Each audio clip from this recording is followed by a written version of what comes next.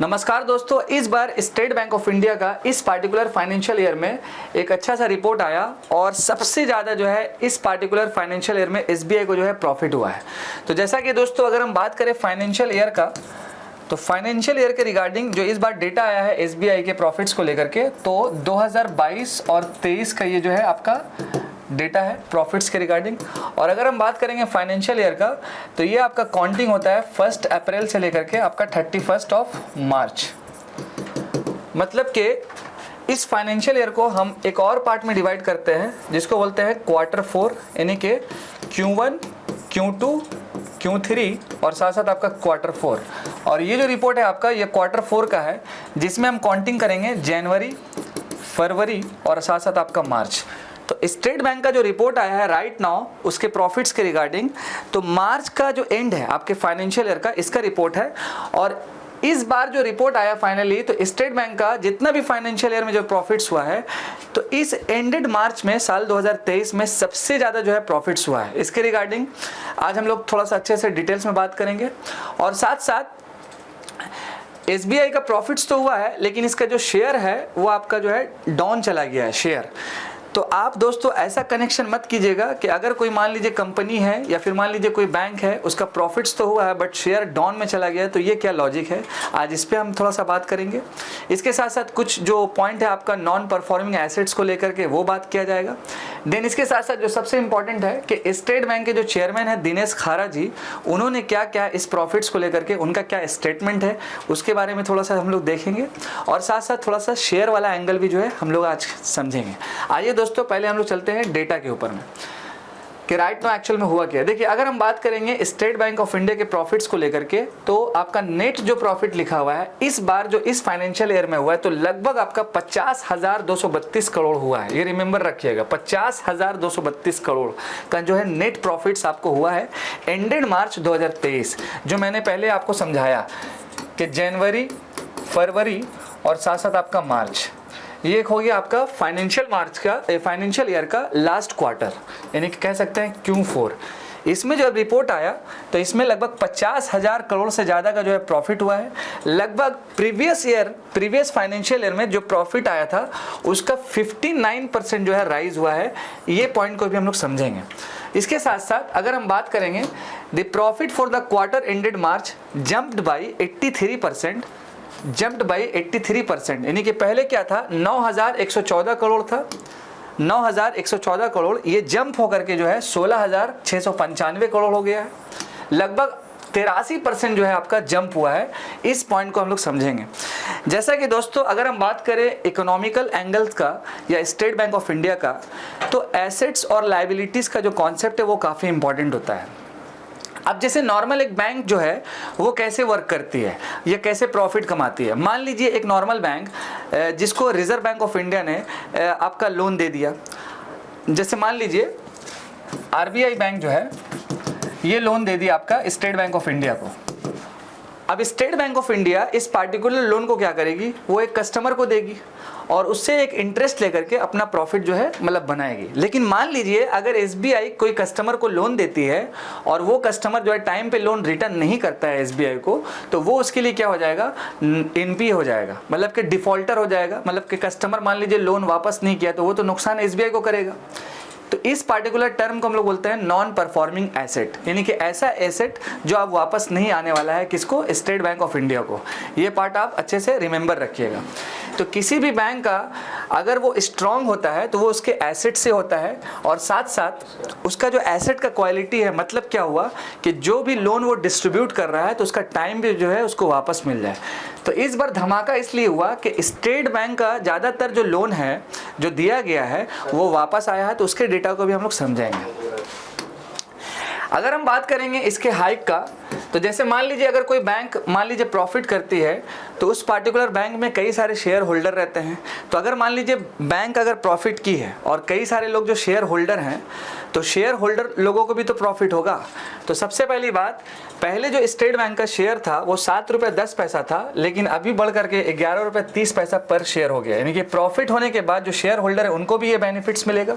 तो पहले था 7 रुपये 10 पैसा, अभी ये हाइक होकर के आपका क्या हो गया, 11 रुपये 30 पैसा हो गया। यहाँ यहाँ पर आपको एक टर्म दिख रहा होगा डिविडेंड के बारे में।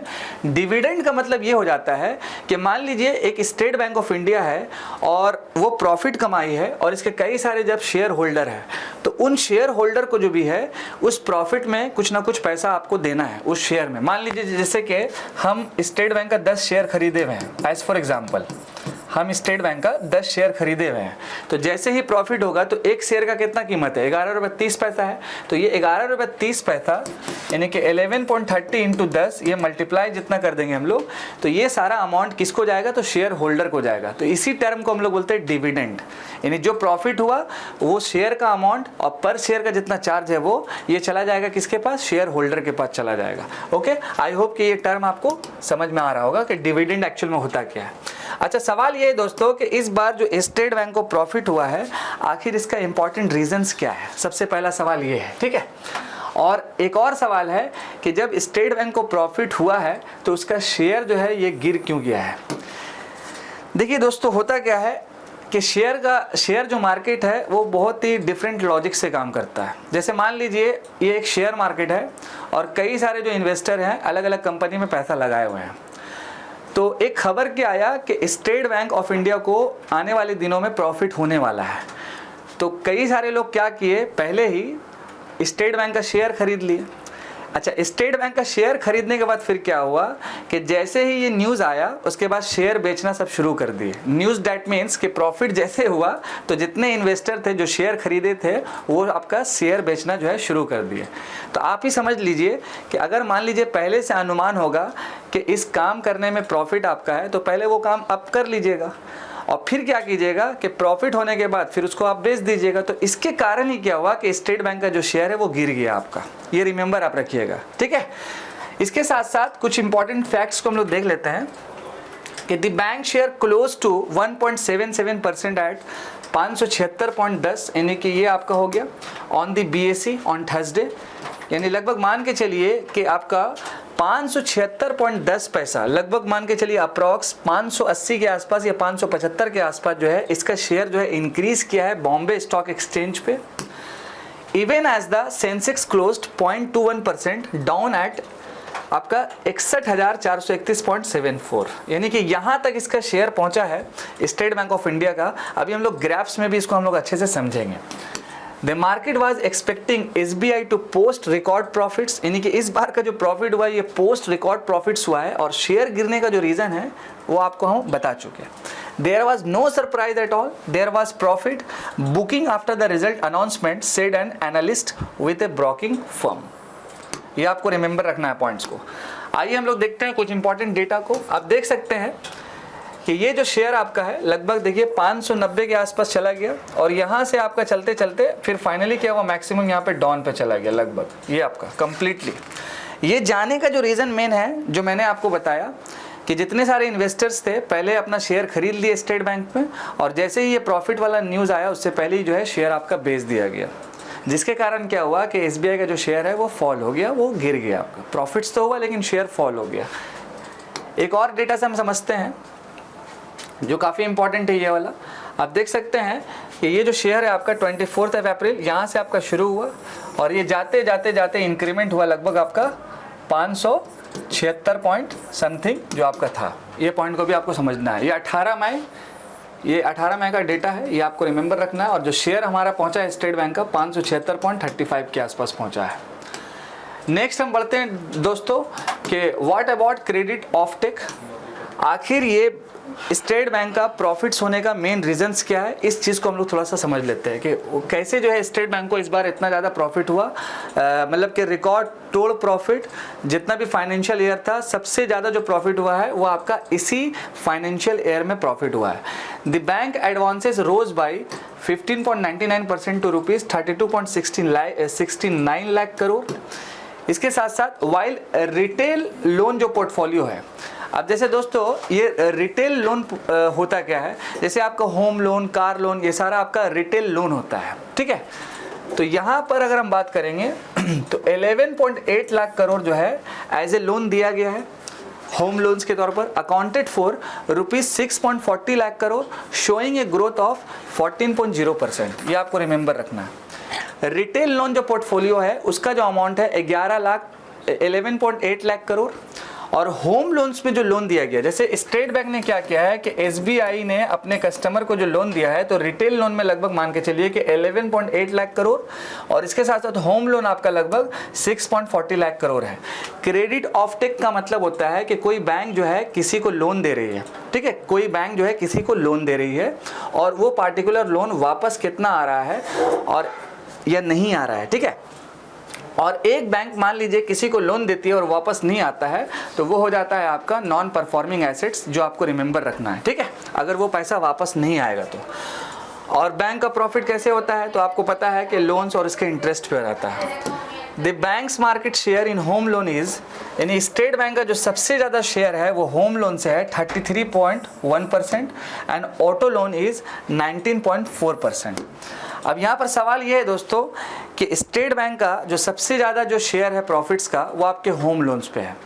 जैसा कि दोस्तों मान लीजिए अगर हम एक होम लोन लेते हैं स्टेट बैंक से और कल होकर के मान लीजिए कि वो लोन हम पेमेंट नहीं कर पाते हैं तो बैंक को बहुत सिक्योरिटी रहता है कि इस तरह का लोन वो जो है अपना वापस ले सकता है कस्टमर से। होम लोन बहुत सेफ लोन होता है बैंक के लिए, ये रिमेंबर आप पॉइंट रखिएगा। और होम लोन में सबसे ज़्यादा कंट्रीब्यूशन किसका है तो आपके स्टेट बैंक ऑफ इंडिया का है, जिसमें आपका शेयरिंग देख सकते हैं 33.1% है। और लगभग आप लोन्स की बात करेंगे तो आपका 6.40 लाख करोड़ है, ये भी पॉइंट आपको समझना है, ठीक है। अच्छा, ये जो लोन है आपका ये ग्रो कितना किया है तो 14.07% जो है ग्रो किया है। इसके साथ साथ अगर हम बात करेंगे ऑटो लोन्स का तो 19.4% का शेयरिंग है। तो एसबीआई को सबसे ज़्यादा प्रॉफिट किससे है तो आपका होम लोन्स पे जो ज़्यादा सिक्योर है, ठीक है। आइए आगे बढ़ते हैं नेक्स्ट वन। इसके बाद दिनेश खारा जी ने कहा कि there has been a robust, Dinesh Khara ji जो एसबीआई के चेयरपर्सन है, growth across all the segment, corporate credit offtake. अच्छा देखिए, ये जो क्रेडिट ऑफ टेक है इसका मतलब ये होता है कि कोई भी बैंक जो है वो कितना लोन दी है ये आपको रिमेंबर रखना है। Showed a growth of 12.52% in financial year 23, यानी कि कंपनीज को जो लोन दिया गया है तो वहाँ पर भी ग्रो जो है देखा गया है 12.52% फाइनेंशियल ईयर 23 में। On the other hand retail personal loan, retail जो पर्सनल लोन्स है जैसे कार लोन, होम लोन, ये सारा जो है आपका वो भी जो है ग्रो किया है 17.64%। एग्री लोन जो है लगभग आपका 13.31% एंड स्मॉल मीडियम इंटरप्राइज जो लोन है आपका 17.59%, ये रिमेंबर रखना है। और ये सारा जो लोन है दोस्तों आपका ये रिटर्न भी आई है, मतलब कि बैंकों के पास वापस भी आई है, जिसके कारण क्या हुआ है कि इस बार इस फाइनेंशियल ईयर में बैंक को जो है बहुत ज़्यादा प्रॉफिट्स हुआ है। आइए बढ़ते हैं नेक्स्ट, हम देखते हैं व्हाट अबाउट डिपॉजिट्स। अगर हम बात करेंगे डिपॉजिट्स का तो उसके कारण खारा जी ने कहा है कि it depend on the function of the market, much of the rise is because of the rise in repo rate। Repo rate जो है राइज हुआ है, ये रेपो रेट का डिसीजन कौन लेता है, ये रिजर्व बैंक ऑफ इंडिया लेती है, ये पॉइंट को समझना है। There are multiple reasons for it. Total domestic deposit where eight 42.54 lakh crore as of March 2023। उसके साथ साथ whole bank deposit Guru eight 9.19% year on year, out of which Kasa deposit grew by 4.95%। ये जो कासा है आपका, ये आपका current account and savings account है, यानी कि लोगों का जो डिपॉजिट्स है बैंक पे यानी स्टेट बैंक पे वो भी बढ़ा है। अगर हम बात करेंगे करंट अकाउंट एंड सेविंग्स का डिपॉजिट्स का तो लगभग 4.95% बढ़ा है।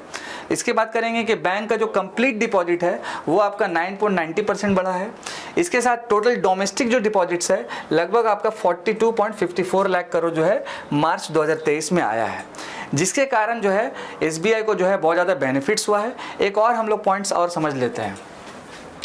The bank now offers an interest rate of 6.8% to 7%। इससे भी बेनिफिट मिला है, यानी कि जो आपका रेट ऑफ इंटरेस्ट 6.8% था वो आपका बढ़ करके 7% हुआ है। इसके साथ साथ आपका एक और रिमेंबर रखिएगा कि for longer term deposits 3 years and up to 10 years SBI offers an interest rate of 6.5%। और लास्ट वन आपका senior citizens can get an additional interest rate of 0.5% on this tenures. जैसा कि दोस्तों अगर हम बात करें कि एसबीआई को प्रॉफिट्स क्यों हुआ है तो एक तो एसबीआई का जो नॉन परफॉर्मिंग एसेट्स था वो इस साल जो है कम हुआ है, जिसके कारण स्टेट बैंक को आपका प्रॉफिट हुआ है। दूसरा जो पॉइंट है कि स्टेट बैंक जितनी प्रकार की लोन्स देती है वो ज़्यादा से ज़्यादा उसको रिटर्न आया है। तीसरा जो सबसे इंपॉर्टेंट पॉइंट है कि उसका इंटरेस्ट रेट जो है हाइक हुआ है। और अगर हम बात करें शेयर फॉल होने का, तो ये एक इमेजिनेशन है। डैट मीन्स कि अगर मान लीजिए कंपनी का अनुमान हम लगा लिए कि प्रॉफिट्स में जाएगा, और फिर मान लीजिए कि प्रॉफिट में जाएगा और उसके कई सारे शेयर होल्डर हैं, तो उसका शेयर खरीद लिए और जैसे ही प्रॉफिट आया फिर उसका जो है शेयर आपका बेच दिया गया, जिसके कारण से इसका शेयर जो है फॉल हो गया है और इस कारण से जो है स्टेट बैंक को प्रॉफिट्स आपका हुआ है। आई होप कि दोस्तों आपको कई सारा टर्म वो समझ में आया होगा। क्रेडिट ऑफ टेक क्या होता है, डिविडेंड क्या होता है, नॉन परफॉर्मिंग एसेट्स किसे बोलते हैं, और इसके साथ साथ SBI का जो शेयर है वो फॉल कैसे हुआ है। यूं ही इसी तरह वीडियो देखने के लिए हमारे सेक्शंस पे जरूर आ पाएँ और ज़रूर आप हमें सपोर्ट करें, लव करें। मैं आपका दोस्त और आपका host Adnan sir. Thank you so much. जय हिंद दोस्तों।